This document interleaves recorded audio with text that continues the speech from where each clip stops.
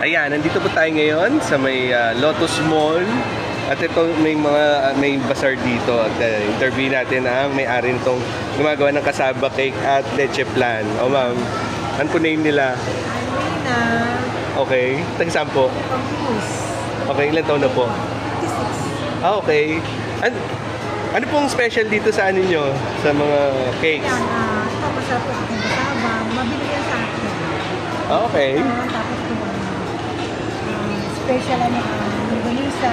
Yung mga pre-taste kami ako kanina. Pwede mo try. Mani! Masarap yan, maraming bawang.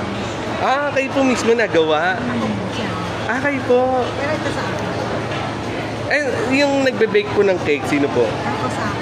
Kayo po sa cake bago siya naman po sa longganisa at sa ano. Actually, meron siyang love queen Ubehalaya. Then ako po, Maria's Food Services naman yung sa akin.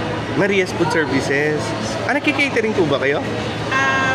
Food delivery, tapos cakes and pastries, tapos frozen, Okay. at saka sweets and snacks. Sweets and snacks. Ano po ingredients itong ano nyo? Longganisang ano po ba yan? Yung hubad? Skinless longganisa. Skinless, okay. Actually, ano siya, processed. So, yung curing process niya ay 9 hours pa bago siya maibalo talaga. So, mahaba yung proseso ng skinless longganisa. So, pwede mo tikman, sir, para malaman. Hindi, sige po. Hindi, sige. Magkano ba po yung isang ganyan? Tikman mo muna. Hindi, sige po. Magkano po ba yung isang ganyan? 120 lang. 120, okay. 250 grams lang. 250 grams. Try mo, sir. Sige, sir. 120 to 50 Para grams. malaman mo. Okay. So, Sige yun po. yung ginagawa namin. And then yung peanuts. Ako yung Peanuts. naggagawa niya. Magkano naman po yung peanuts? 50 pesos only. Okay. So, 110 grams. Ano po special sa peanuts? Ako yung gumawa niyan. Okay. Tapos, akala kasi ng iba salt. Pero sugar yan. So, Sugar po? Sweet salty siya. Sweet and salty. Pwede pa lamigyan ng sugar. Sweet salty garlic. Sweet, salty, and garlic. Okay. Kakaiba naman. Kayo naman po, ma'am, anong special sa mga cakes nyo? Kasaba. And leche plan. Masarap yan mo. Kayo rin po gumawa niyan. Okay. Magkano po yung ganyan leche plan? 130. Makapal naman siya. 180 pesos. 130. 130? 130 pesos. Ito naman po, 130 din. 130 rin. Okay.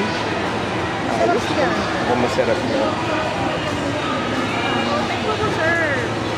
Sige, invite niyo po sila dito sa sa bazaar. Hanggang kailan po kayo dito? Sunday po kami dito. Hanggang Sunday po kami. 10 to 8 p.m. 10 to 8 p.m. hanggang Sunday. Pagpilian dito, may mga coffee, ito may mga bag. Iba-iba nga. Pero yan, dalawin niyo sila ate. Dito sa Lotus Mall, Imus. Ayan, madali lang sila makita. Ayan, sa tapat lang nitong Spattery Lake.